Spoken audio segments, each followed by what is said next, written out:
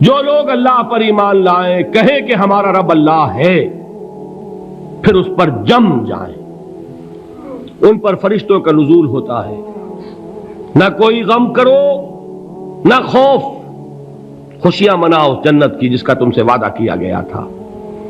اللہ کی ربوبیت پر اطمینان جب انسان کو ہو جاتا، میرا رب اللہ ہے، ربی اللہ، انسان کے لیے نہ کوئی کھٹکا، نہ کوئی خطرہ، نہ کوئی خوف، نہ کوئی حزن۔ جو کچھ ہو رہا ہے کس کے اذن سے ہو رہا ہے؟ اللہ کے اذن سے۔ اللہ کے اذن کے بغیر پتہ تک نہیں ہلتا۔ یہ کوئی اندھا بہرا مادہ نہیں ہے جس سے مجھے کوئی خوف ہو۔ اندھا بھینسا چلا آ رہا ہو، اس سے تو ڈرنے کا ہر انسان کو ڈرنا چاہیے، نہ معلوم کس کو ٹکر مار دے۔ لیکن نہیں، اس کائنات کو چلانے والا ایک سمیع و بصیر خدا ہے، وہ جو میرا دوست ہے، میرا ولی ہے۔ اللہ ولی الذین آمنوا یخرجہم من الظلمات الی النور۔ اللہ اہل ایمان کا ولی ہے، ساتھی ہے، پشت پناہ ہے، مددگار ہے، حمایتی ہے۔ بتائیے جسے یقین ہو جائے کہ اللہ میرا مددگار، اللہ میرا محافظ، اللہ میرا پشت پناہ، اللہ میرا حمایتی، اس کے لیے کوئی خوف ہوگا؟ اس سے کوئی ڈر ہوگا؟ میں مثال دیا کرتا ہوں ایک بہت سادہ، پنجاب کے دیہات کی۔ تو بڑا چودھری ہے اور کوئی غریب کسان ہے۔ اس غریب کسان کے جانوروں کو ہر وقت اندیشہ ہوگا چوری کا، کوئی میری بھینس کھول کر نہ لے جائے، کوئی میرا بیل کھول کر نہ لے جائے۔ لیکن جس کے بارے میں یہ سب کو معلوم ہو کہ وہ جو بڑا چودھری ہے وہ اس کا دوست ہے، اس کی بچیا کو کوئی خوف ہوگا؟ اس کی بھینس پر کوئی ہاتھ ڈالے گا؟ اسے کوئی اندیشہ ہوگا؟ نہیں۔ کیوں؟ کہ وہ بڑا چودھری، بڑا اس کا یہاں کا سردار، جاگیردار، سب کو معلوم ہے وہ میرا دوست ہے، کوئی میرے خلاف اقدام نہیں کر سکتا۔ اس دنیا میں یہ چھوٹی سی بات اگر آپ کے دلی اطمینان اور سکون کا باعث بن سکتی ہے تو ذرا تصور کیجئے۔ میں لفظ تصور استعمال کروں گا صرف اس لیے کہ اس کا ہم جس کو کہتے ہیں ادراک اور شعور کر نہیں سکتے، اگر کے ساتھ کر سکتے۔ اگر یقین ہو کہ اللہ میرا مددگار اور یقین ہو کہ اللہ ہر آن میرے ساتھ ہے، پھر کوئی خوف، کس کا خوف؟ کوئی شے اللہ سے بالاتر ہے؟ کوئی قوت اس سے زیادہ طاقتور ہے؟ کوئی اس کے ارادے کو بدلنے والا ہے؟ کوئی اس کی مشیت کے آڑے آنے والا ہے؟ یہی بات ہے جو حضور نے فرمائی۔ یہ ایمان کا حاصل ہے لب لباب، کہ دیکھو اچھی طرح اس بات کو ذہن نشین کر لو، اگر تمام انسان مل کر تمہیں کوئی نقصان پہنچانا چاہے نہیں پہنچا سکتے، مگر جو کچھ اللہ نے لکھ دیا ہو، اور تمام انسان مل کر تمہیں کوئی نفع پہنچانا چاہیں نہیں پہنچا سکتے، مگر وہ شے جو اللہ نے طے کر دی ہو۔ آپ پھر میں کہوں گا ذرا طاری کیجئے، اسے فرض کیجئے، اسے سوچئے۔ اگر اس حدیث پر ہمارا دل ٹھکا ہوا ہو تو کسی سے ڈر ہوگا؟ یہ مجھے نقصان نہ پہنچا دے، یہ میری رپورٹ خراب نہ کر دے، یہ میری انکریمنٹ نہ رکوا دے، یہ میرا یہ نہ بگاڑ دے، یہ میرا یہ نقصان نہ پہنچا دے۔ اس کا ڈر، اس کا ڈر، اس کا خوف، اس کی خوشامد، اس کے لیے جا کر طرح طرح سے اپنی عزت نفس کو ذلیل کروانا اس کے سامنے، یہ سب کچھ کیوں کرتا ہے انسان؟ جب سمجھتا ہے کہ اس کے ہاتھ میں میرا کوئی نفع ہے، اس کے ہاتھ میں میرے لیے کوئی ضرر ہے، یہ مجھے کوئی گزن پہنچا سکتا ہے، یہ مجھے کوئی نقصان پہنچا سکتا ہے، یہ میرا کوئی کام بنا سکتا ہے، یہ میری کوئی ضرورت پوری کر سکتا ہے، اسی کا نام شرک ہے۔ جہاں آپ نے یہ سمجھا کہ غیر اللہ کے اندر کوئی طاقت موجود ہے، وہی شرک ہے۔ بتوں سے تجھ کو امیدیں، خدا سے نو امیدی، مجھے بتا تو صحیح اور کافری کیا ہے؟ شرک تو یہ ہے۔ جس پر بھی تمہیں یہ خیال ہے، کلمہ ہے یہ کلمہ سوم، لا حول ولا قوت الا باللہ، ذرا اس پر دل کو کبھی اگر آپ تصور کریں، پھر فرض کریں، دل ٹھک جائے اس پر، کوئی طاقت نہیں۔ یہی بات تھی جو شیخ عبد القادر جیلانی رحمۃ اللہ علیہ نے اپنی وصیت میں اپنے بچے سے کہی. 11ویں دینے والے ہیں، لیکن حضرت شیخ عبد القادر جیلانی کی وصیت اور تعلیمات کو کتنے لوگ ہیں کہ جانتے ہو؟ یہ جن مقامات تک پہنچے ہیں وہ کس چیز کی بدولت پہنچے؟ انہوں نے جو پیغام دیا وہ کیا تھا؟ اے میرے بچے، جس طریقے سے قرآن مجید میں حضرت لقمان کی نصیحتیں جو ہے نقل کر دی گئی ہیں، میں یہ عرض کروں گا بالفرض اگر قرآن حضرت عبد القادر جیلانی کے بعد نازل ہوا ہوتا تو شیخ عبد القادر کی یہ نصیحتیں بھی قرآن میں درج ہوتی. اتنی اونچی نصیحتیں ہیں. اے میرے بچے، اس حقیقت کو ذہن نشین کر لے، لا فاعل فی الحقیقت ولا مؤثر الا اللہ. اس کائنات میں نہ کوئی فاعل حقیقی ہے نہ مؤثر حقیقی ہے سوائے اللہ کے. کسی شے میں کوئی تاثیر نہیں اگر اللہ نہ چاہے. آگ جلا نہیں سکتی اگر اللہ نہ چاہے. پانی ڈبو نہیں سکتا اگر اللہ نہ چاہے. زہر ہلاک نہیں کر سکتا اگر اللہ نہ چاہے. کوئی چیز فائدہ نہیں پہنچا سکتی اگر اللہ نہ چاہے. تو در در پہ کیوں سر جھکاتے ہو؟ در در پر کیوں جبیں سائی کرتے ہو؟ سب کے سامنے کیوں ہاتھ پھیلاتے ہو؟ ایک اللہ سے مانگو. ایک اللہ کے سامنے زمین پر اپنی جبین رکھو. لا فاعل فی الحقیقت ولا مؤثر الا اللہ. نظر آتا ہے ہمیں کہ پانی پیاس بجھا دیتا ہے. پیاس بجھانے کی صلاحیت پانی میں نہیں ہے، اللہ کے اذن سے. کھانا بھوک مٹا دیتا ہے. بھوک مٹانے کی صلاحیت کھانے میں نہیں ہے، اذن رب میں. دیکھیے یہی یقین تھا. حضرت موسیٰ علیہ السلام کا واقعہ یاد کیجئے. سامنے سمندر آ گیا ہے، قوم دیکھتی ہے پیچھے کہ گرد و غبار کا طوفان ہے. معلوم ہوا کہ فرعون اپنے لشکر سمیت آ گیا ہے. لشکر جب چلتا تھا تیز رفتاری کے ساتھ تو گرد و غبار کا جو طوفان اٹھتا تھا اس کا تصور کیجیے. اور لمحہ بلمحہ وہ قریب آ رہا ہے. پوری قوم نے کیا کہا؟ اے موسیٰ انا لمدرکون. اے موسیٰ ہم کو پکڑے گئے. قرآن مجید نے تو یہاں وہ باتیں نہیں لکھی ہیں، لیکن تورات میں یہ درج ہے کہ بنی اسرائیل جھگڑنے لگے، دست و گریبان ہو گئے موسیٰ کے ساتھ. موسیٰ ہمیں یہاں مروایا لا کر، اس سے تو ہم ہی بہتر تھے. وہاں کھانے کو ملتا تھا، زندگی تو تھی، بیگار ہم کر رہے تھے، موت تو نہیں تھی.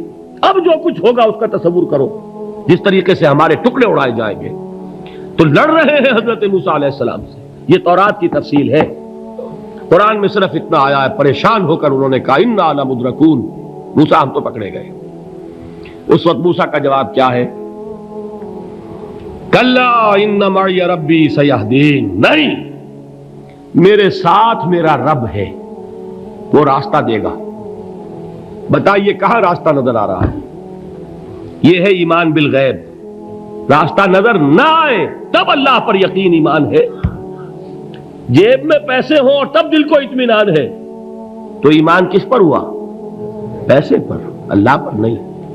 جب وسائل و ذرائع نہ ہو اور پھر یقین ہو کہ اللہ مسبب الاسباب ہے، وہ اسباب کا پابند نہیں ہے، وہ اسباب کا محتاج نہیں ہے، اسباب اس کے محتاج ہیں. اگر یہ یقین ہے تو اللہ پر ایمان ہے.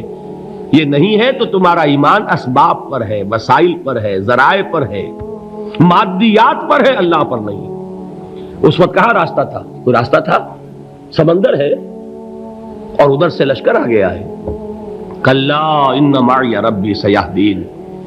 اب دیکھیے ایمان کہہ دینا آسان ہے، ہوا معکم اینما کنتم. جہاں کہیں بھی تم ہوتے ہو اللہ تمہارے ساتھ ہوتا ہے.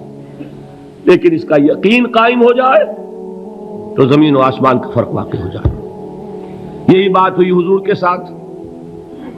غار ہے، چھپے ہوئے ہیں محمد الرسول اللہ اور آپ کے وہ یار غار ابو بکر صدیق رضی اللہ تعالی عنہ.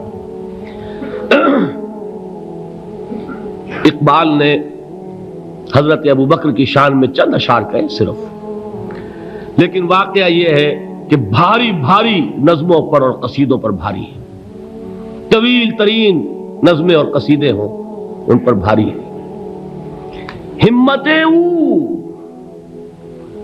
ابو بکر کی ہمت جو ہے کشت ملت را چو ابر، جیسے بارش سے کھیتی اپجتی ہے، ابو بکر کی ہمت اور عزیمت اس امت کو اسی طرح سینچنے والی ہے۔ ثانیے اسلام و غار و بدر و قبر، وہ دوسرے تھے اسلام میں، دوسرے پہلے کون تھے؟ انا اول المومنین، حضور فرماتے ہیں سب سے پہلا ایمان لانے والا میں، دوسرے ابو بکر۔ ویسے ہمارے ہاں یہ چلتا ہے اختلاف، حضرت علی پہلے ہیں کہ حضرت ابو بکر پہلے ہیں، لیکن اس میں بڑی خوبصورت تطبیق قائم کی ہے علماء نے، اور بہت صحیح ہے۔ چار کے بارے میں فیصلہ ہی مت کرو کہ کون پہلے ہے، ان کی ایک عجیب تقسیم کر دی ہے۔ آزاد مردوں میں، بالغ مردوں میں سب سے پہلے ابو بکر، بچوں میں سب سے پہلے علی، خواتین میں سب سے پہلے خدیجہ، اور غلاموں میں سب سے پہلے زید ابن حارثہ۔ بڑی پیاری تقسیم ہے، یہ چاروں ہی پہلے ہیں، ہر ایک کے لیے اولیت ہے۔ اور واقعہ یہ ہے کہ اگر زمانی اعتبار سے تعین ہوگا تو پہلے خدیجۃ الکبریٰ آئیں گی رضی اللہ تعالی عنہ، کسی اور سے بات کرنے کی نوبت بعد میں آ سکتی ہے، پہلے تو اہلیہ محترمہ سے بات ہوئی، آتے ہی پہلی وحی ہوئی ہے، ابھی تبلیغ کا حکم نہیں تھا۔ کس کو بتایا واقعہ؟ ابھی اپنی نبوت کی تبلیغ کا تو حکم ہی نہیں آیا۔ واقعہ کس کا ہے؟ وہ خدیجہ کا ہے۔ جب کہا ہے کہ خشیت علی نفسی، مجھے اپنی جان کا اندیشہ ہے، تو کیا جواب دیا خدیجہ نے رضی اللہ تعالی عنہا؟ وہ صدیقۃ الکبریٰ ہے۔ صدیقات جو ہے خواتین، ان میں چوٹی پر خدیجۃ الکبریٰ ہے رضی اللہ تعالی عنہا، اور صدیق جو مرد ہیں ان میں صدیق اکبر ہے ابو بکر صدیق رضی اللہ تعالی عنہ، لیکن صدیقات میں چوٹی پر۔ جب حضور نے فرمایا خشیت علی نفسی، کیا فرمایا؟ کیا عرض کیا؟ کیسے تسلی دی؟ نہیں، اللہ آپ کو ضائع نہیں کرے گا، آپ غریبوں کے ہمدرد ہیں، آپ مساکین کے تکالیف رفع کرنے والے ہیں، آپ بیواؤں کی سرپرستی کرتے ہیں، آپ مسافروں کی خدمت کرتے ہیں، اللہ آپ کو ضائع نہیں کرے گا۔ یہ یقین ہے اس خاتون کے اندر۔ خیر وہ ایک علیحدہ بات ہو جائے گی۔ میرے دل پر حضرت خدیجہ رضی اللہ تعالی عنہ کی شخصیت کا بڑا گہرا نقش ہے، جو وہ کوئی اور ہی وقت اور موقع ہوا تو بیان ہوگا۔ بہرحال اقبال نے ایک مصرے میں جو چار اولیتیں جمع کر دی ہیں، ہمت او کشت امت را چو ابر، ثانی اسلام و غار و بدر و قبر۔ اسلام میں حضور کے بعد پہلے کون؟ ابو بکر۔ غار میں حضور کے ساتھ کون؟ ابو بکر۔ بدر کی رات اللہ کا رسول سربسجود وہ گھاس پھوس کی جو جھوپڑی بنائی گئی تھی، اور وہاں تلوار ننگی لے کر پہرا دینے والا کون؟ ابو بکر۔ اور اس حجرہ عائشہ میں محمد کے بعد سب سے پہلے دفن ہونے والا کون؟ ابو بکر رضی اللہ تعالی عنہ صلی اللہ علیہ وسلم۔ وہ جو معاملہ میں سنا رہا تھا غار ثور کا، حضرت ابو بکر بھی حضور کے خیال سے لرز گئے ہیں۔ آپ کو یاد ہوگا کہ جا کر پہلے تمام جتنے سوراخ تھے انہیں بند کیا ہے، ایک سوراخ رہ گیا تھا جس کو بند کرنے کے لیے کوئی کپڑا نہیں تھا، وہاں اپنی ایڑی رکھی ہے، تب کہا ہے حضور سے تشریف لائیے، اور اپنے زانو پر حضور کو لٹایا ہے، اور وہاں کسی موذی جانور نے کاٹا ہے، حضور کی آنکھ لگ گئی تھی اس وقت، اس بل کے اندر جو بھی بچھو ہے کیا ہے واللہ عالم، اس نے کاٹا ہے۔ اس کی تکلیف کی وجہ سے ابو بکر کی آنکھوں سے آنسو ٹپک گئے، حضور کے چہرے مبارک پر پڑے ہیں، تو حضور جاگے ہیں، معاملہ کیا ہے؟ ایڑی نہیں ہٹائی وہاں سے، مبادا وہ جانور وہاں سے نکل کر محمد الرسول اللہ کو کوئی گزن پہنچا دے، ابو بکر کی ایڑی ہے، جس طرح چاہے کھا لے، ختم کر دے، جان نکل جائے تب کوئی آنچ آئے، محمد پر تو آئے، لیکن جیتے جی نہیں۔ وہ ہے ابو بکر حضور کے خیال سے۔ اس وقت حضور نے پھر اپنا لعاب دہن لگایا ہے، اور اس سے پھر آپ کی تکلیف ختم ہوئی۔ جیسے خیبر میں حضرت علی کی آنکھ دکھ رہی تھی، اس کو جو شفا حاصل ہوئی ہے وہ بھی حضور کے لعاب دہن سے ہوئی۔ تو بہرحال اس وقت انہوں نے کہا ہے کہ اے نبی یا رسول اللہ، اگر اس وقت ان میں سے کسی نے غیر ارادی طور پر بھی اپنے قدموں کی طرف جھانک لیا تو پکڑے جائیں گے۔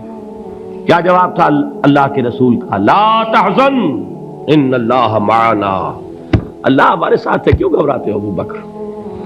یہ ہے ایمان باللہ، میرا مالک اللہ، میرا رازق اللہ، میرا محافظ اللہ، میرا مددگار اللہ، میرا پشت پناہ اللہ، میرا دوست اللہ۔